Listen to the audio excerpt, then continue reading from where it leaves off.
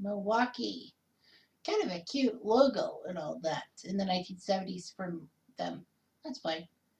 So the Milwaukee Bucks came in as an expansion team in the 1960s, trying to bring basketball to the Midwest. After all, they did suffer the ignominious leaving of the Minneapolis Lakers to Los Angeles, and of course the Pacers weren't around at that time yet. Pacers would be in the ABA, by the way. So anyway, Milwaukee got their expansion team, and they brought some key players. They had like Oscar Robertson, among others, Sidney Moncrief, uh, Bob McAdoo, Bob Lanier, Kareem Abdul-Jabbar, pre-Lakers, played for the Bucks. Eldridge, no, Bob Dandridge, Len Elmore. I'm trying to think of all the great names of the Milwaukee Bucks in the 70s and 80s. But to just, the Milwaukee Bucks were just coming off their first title in 1971, led by the young Kareem Abdul-Jabbar, or as he wanted to be known as, Lou Alcindor. I mean, or as they knew as Lou Alcindor. So anyway, the Bucks looked good.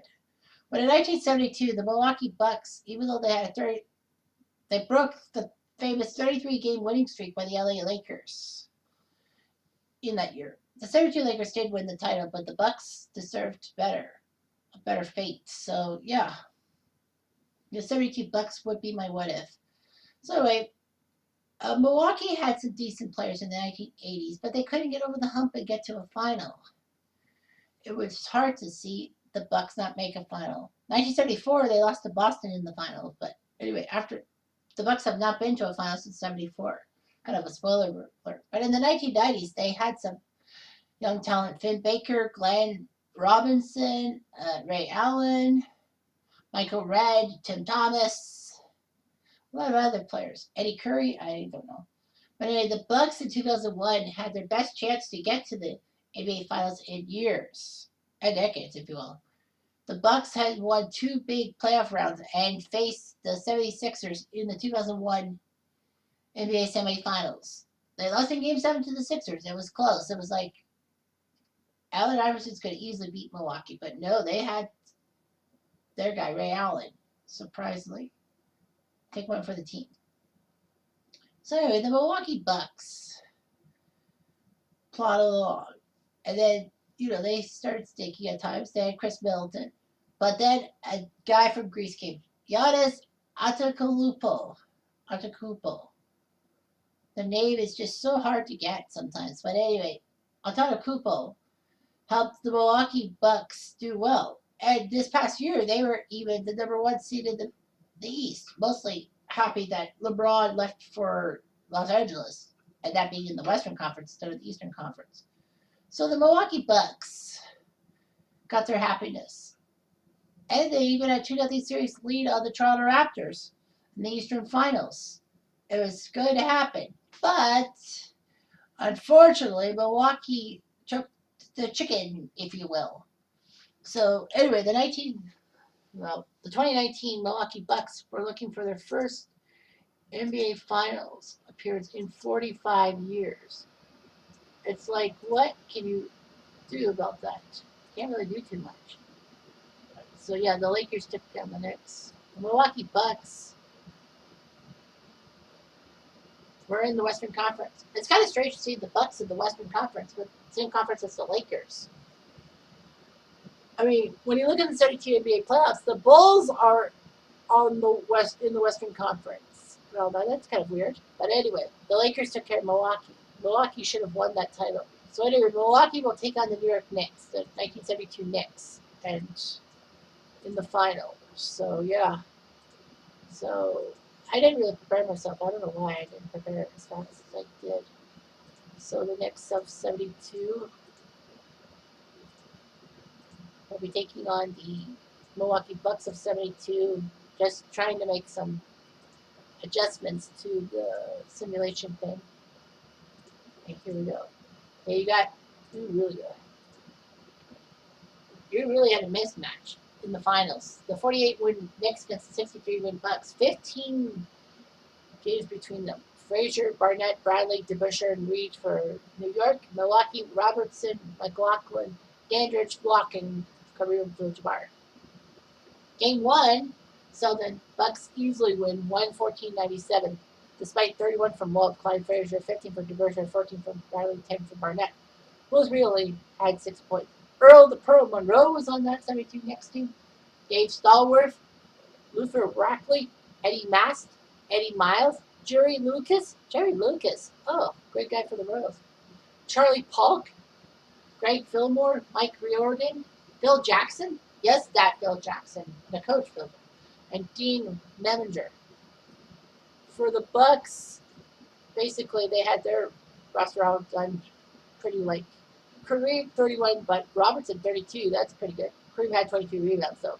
Andrews 14. Greg Smith had 11 points on the bench.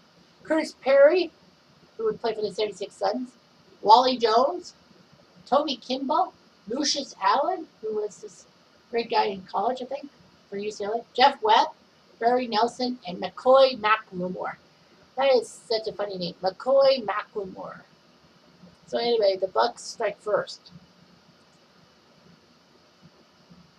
Game 2 sees the Bucks easily crush the Knicks in Game 2, 116-100. So another big win. 23 from Bill Bradley and Walt with 19. But look at the fourth high scorer, Mike Riordan, 4 on the team in scoring in this game. 9 points, and he did it in 3 minutes. Dick Barnett, 8 points in 26 minutes. Yeah, that's amazing. 36 from Kareem, 23 from Dandridge.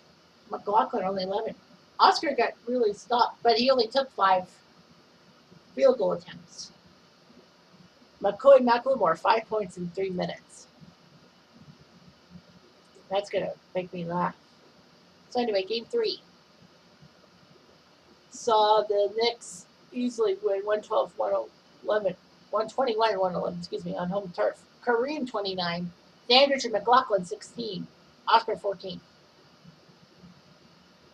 McLemore had 3 points in 2 minutes. It's amazing, this guy. 22 from Bill Bradley, 21 from Dave DeBuscher, as the Knicks did much better on home turf. Phil Jackson even played 3 minutes and got a bucket. Good job. So at 2-1, we head to Game 4. And in Game 4, the Knicks won at home, 119-110. 35 from Kareem and 23 from Dandridge. Weren't enough. McLemore, 8 minutes without a point. 35 from Walt Clyde Frazier. 16 from Bill Bradley and DeBuscher with 15. So yeah, Willis Reed much better. 15 points in 33 minutes this time. Great job. 8 points from Jerry Lucas. At 2-2, we go to Game 5. We play the 2-3-2 system. And the 2-3-2 system sees the Bucks win Game 5 in New York, 107-98. 25 from Kareem, 21 from Dandridge, 16 from John McLaughlin. McCoy got 1 bucket in 3 minutes. 19 points from Walt Frazier. Reed only had 10. Luther Rackley had 10. Phil Jackson played 3 minutes without a point. On to Game 6.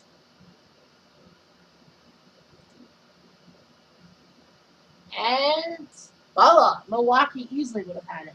I knew they were going to win. So that's your 7th what if. I've done 22 of these basketball ones. I have 5 more. If I can just get 1 more, that beats the NFL. NFL's only had 7. Baseball had 10. Hockey had 12. But man, NBA would only tie for first by 7. Nicely done. 98 for the Knicks. 19 points from DeBuscher, 18 from Walt. Willis Reed had 17, but nothing much happened. No Phil Jackson, though. The Bucks used 9 players, 35 points in 44 minutes from Kareem. Dandridge played 39 minutes. Oscar Robertson, 36 minutes, 20 points. So, yeah. Damn those Lakers. I mean, Milwaukee deserved a better fate. And I'm not lying. I'm not lying about this.